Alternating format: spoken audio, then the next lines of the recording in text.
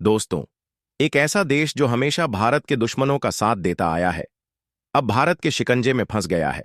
और यह कोई साधारण घटना नहीं है, बल्कि तुर्की खुद एक बड़े स्मगलिंग स्कैंडल के बीच फंसा हुआ है, जिसने अंतर्राष्ट्रीय कूटनीतिक हलचल मचा दी है।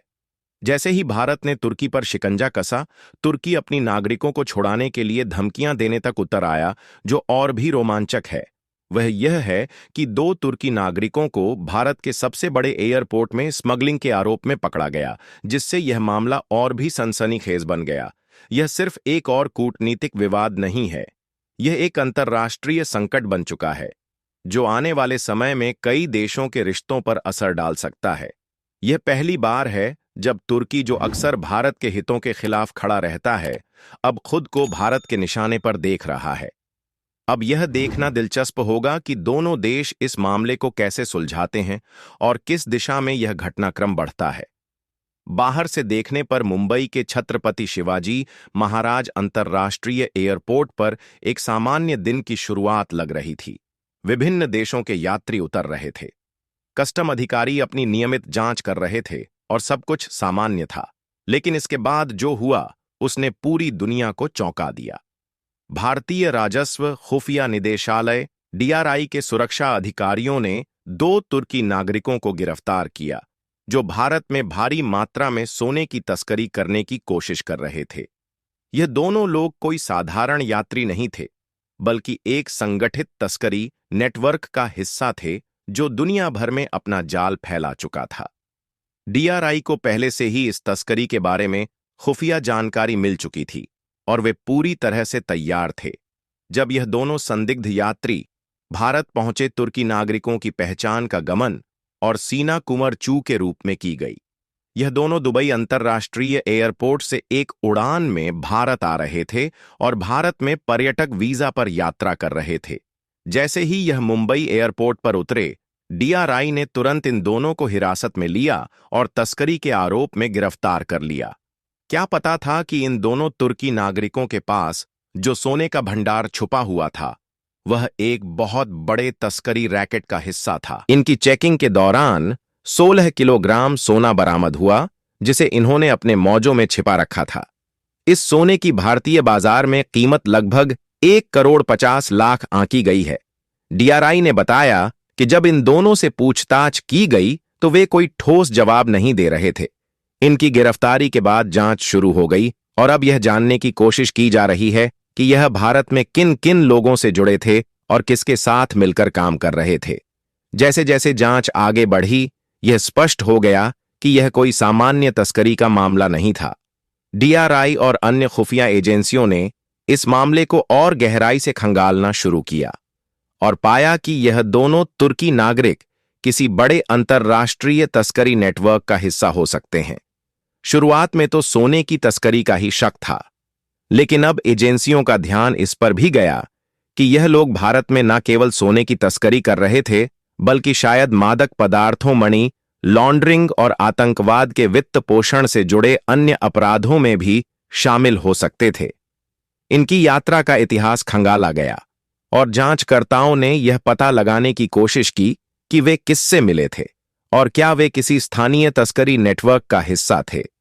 यह जांच एजेंसियों के लिए बेहद चुनौतीपूर्ण था, क्योंकि यह संभावना जताई जा रही थी कि यह लोग एक बड़े अंतर्राष्ट्रीय रैकेट का हिस्सा हैं, जो कई देशों में फैल चुका था। भारत के अधिकारियों ने तुरंत कार्रवाई की और डीआरआई ने इन दोनों तुर्की नागरिकों को गिरफ्तार कर लिया।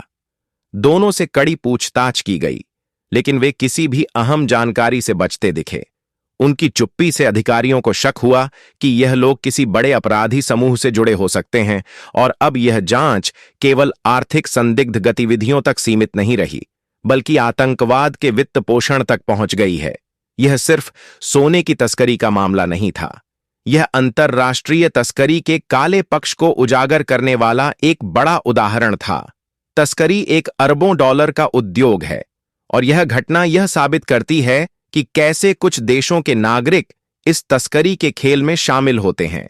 भारत में सोने की भारी मांग को देखते हुए यह घटना और भी महत्वपूर्ण बन गई है, क्योंकि इससे यह स्पष्ट हो गया कि तुर्की जैसे देशों के नागरिक भारत को तस्करी के लिए ट्रांजिट पॉइंट के रूप में इस्तेमाल कर रहे थे।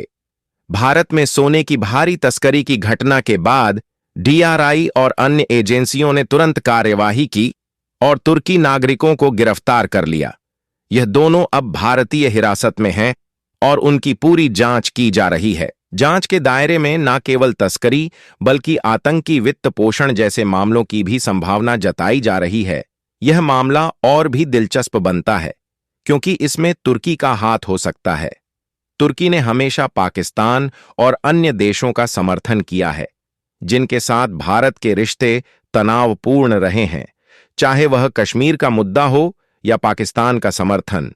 तुर्की ने हमेशा भारत के विरोधियों के पक्ष में खड़ा होना पसंद किया है। यह मामला इस बार तुर्की के लिए एक नई चुनौती बन चुका है और अब तुर्की सरकार इस मामले में सक्रिय हो गई है। तुर्की दूतावास ने अभी तक इस मामले पर कोई सार्वजनिक बयान जारी नहीं किया है, लेकिन रिपोर्ट्स के अनुसार वह अब इस मामले में कंसुर एक्सेस की मांग कर रहे हैं ताकि वे अपने नागरिकों की सुरक्षा सुनिश्चित कर सकें। तुर्की के अधिकारियों का मानना है कि अगर भारत इन नागरिकों को सजा देता है तो यह कूटनीतिक तनाव को और बढ़ा सकता है, लेकिन भारत के लिए यह स्थिति बहुत जटिल है। भारत और तुर्की के रिश्ते कभी भी अच्छे नहीं रहे और इस मामले में भारत ने पहले ही साफ कर दिया है कि वह अपनी राष्ट्रीय सुरक्षा के साथ कोई समझौता नहीं करेगा। अब यह देखना होगा कि भारत किस दिशा में इस मामले को ले जाता है। यह वही सवाल है जो अब उठ रहा है। क्या भारत इन तुर्की नागरिकों को माफ करके उन्हें तुर्की वापस भेज दें या फिर भारत को कड़ा रुख अपनाना चाहिए और इन पर पूरी सजा लागू करनी चाहिए? यह सवाल कूटनीतिक हलकों में चर्चा का विषय बन चुका है। 2022 में कतर ने भारतीय नौसेना के सेवानिवृत्त अधिकारियों को जासूसी के आरोप में सजा दी थी, लेकिन भारत के दबाव में उन्हें रिहा कर दिया गया। क्या इस बार भी कोई ऐसा कूटनीतिक दबाव बनेगा? लेकिन तुर्की के मामले में ऐसा होना मुश्किल है। तुर्की सरकार के साथ भारत के रिश्ते पहले ही तनावपूर्ण रहे हैं और ऐसे में भारत इन नागरिकों को माफ करने की संभावना कम ही दिखती है। भारत सरकार ने पहले ही यह स्पष्ट कर दिया है कि राष्ट्रीय सुरक्षा को किसी भी कीमत पर समझौता नहीं किया जाएगा। जैसे जैसे यह मामला बढ़ेगा, यह देखना दिलचस्प होगा कि भारत और तुर्की इसे कैसे सुलझाता है।